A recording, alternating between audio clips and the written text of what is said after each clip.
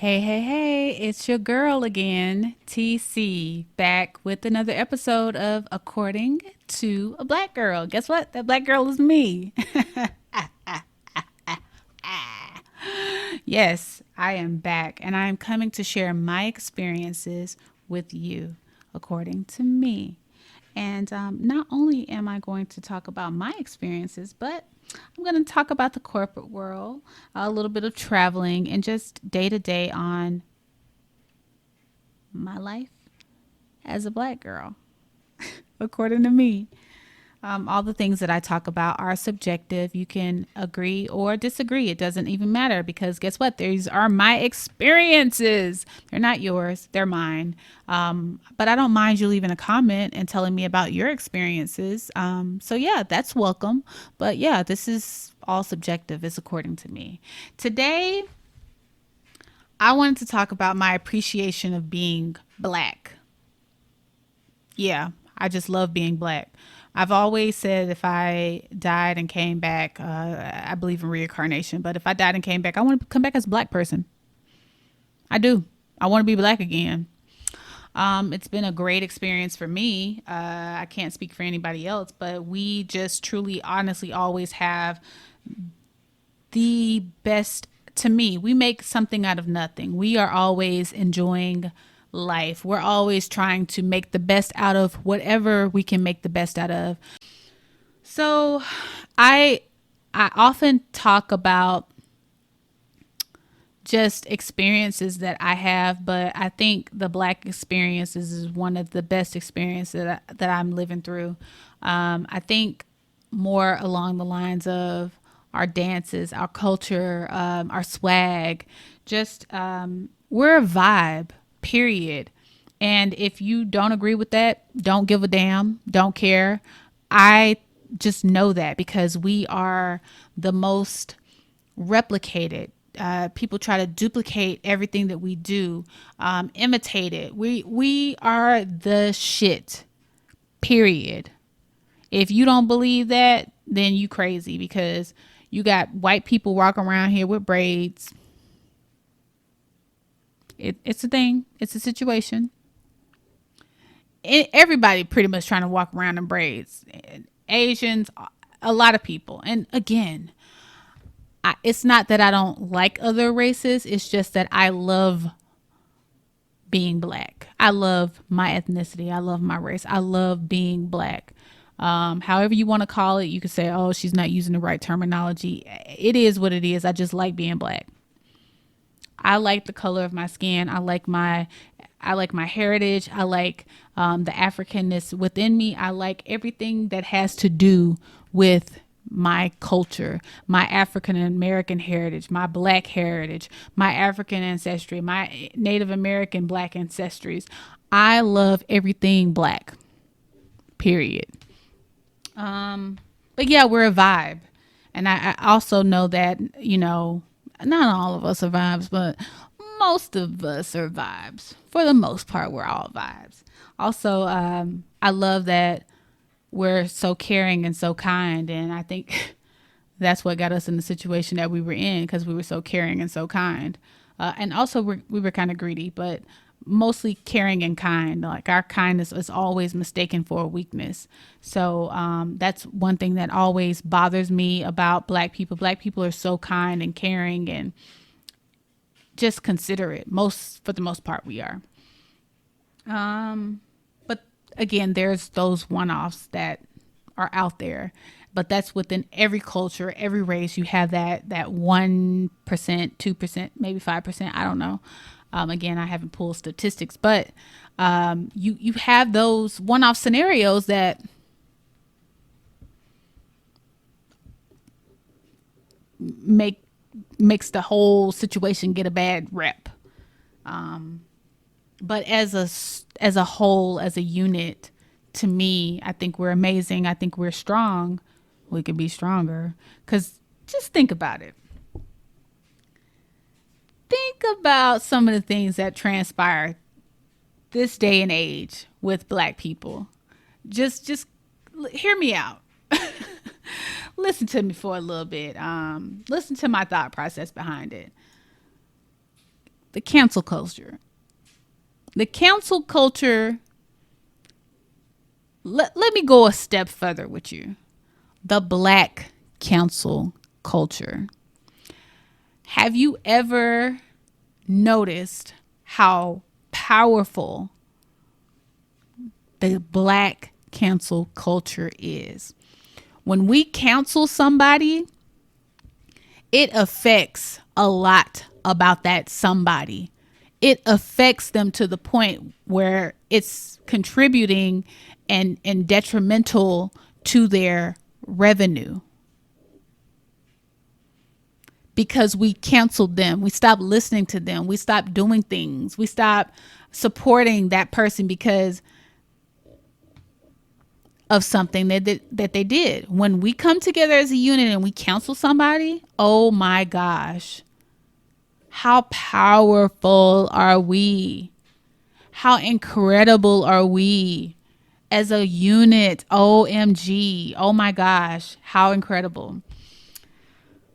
It's amazing. And I don't think we know how amazing and how powerful we are as a unit, but people come in and they're apologizing. They're backtracking on statements that they previously made. You know, they're trying to get our buy-in and get credibility back with us because we counseled them. We've took a piece of the money that they were getting because we stopped listening and buying into whatever they were talking about. So we're such a powerful unit, and I love that about us. Sometimes we don't collectively think through some of the things that are going on. We're really quick to cancel things, and it may not be warranted to cancel those things. But we just have to be very conscious and considerate that people's thoughts change and people's beliefs change, and people do grow up and people do get better and people can get help and go a different route. It doesn't necessarily always happen, but for the most part, people are still steadily always learning, and you just have to take that into consideration. So that's my take on the cancel culture. But all that to say is we're just very powerful as a unit, and that's why I love being black, and I love everything that it is when it comes to my blackness. But you think about our circumstances, they truly made us who we are today. Our foods, the way we cook our foods, and the way we are, like I said, imitated earlier. Our dances are imitated. Gosh, that takes me to another point. The TikTok, the TikTok dances that were being created by black people. They stopped doing that shit. Stopped them in their tracks. Now there are no TikTok dances being made because black creators are like, no, I'm straight. I'm not about to create a dance and create a wave and not get credit for it, and have all these other people get credit for the TikTok dances that they didn't even create. It's all us that's doing it. So black people are just as amazing as they are.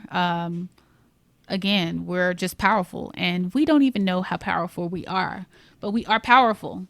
We move, and the way we shift things in the universe, that's just what we do. I think I already talked about like imitating our culture, like hair, our clothes, our swag, our music. I think often about like people imitating music. I mean, music is universal, but you have people that I know it's gonna be some people that come for me, but Elvis, he took his style from somebody black. I think about some whiskey. I think it's either Jim Beam or I can't remember, but they stole that recipe from a black person. A lot of the things that are in our culture today are so black, but they were all stolen from us. But even though those things were taken from us, we still always find a way to come back and just still be great. and be on top. No matter the struggle, we're still going to work hard and do what we need to do for our families and to have a good time.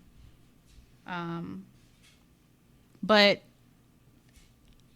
right now, where we are in time and space, it's so much easier for us to shift and make a change and capture things because we have so much great technology now versus back then. So it's easier for us to capture things now and account for things that we have this day and age because of technology.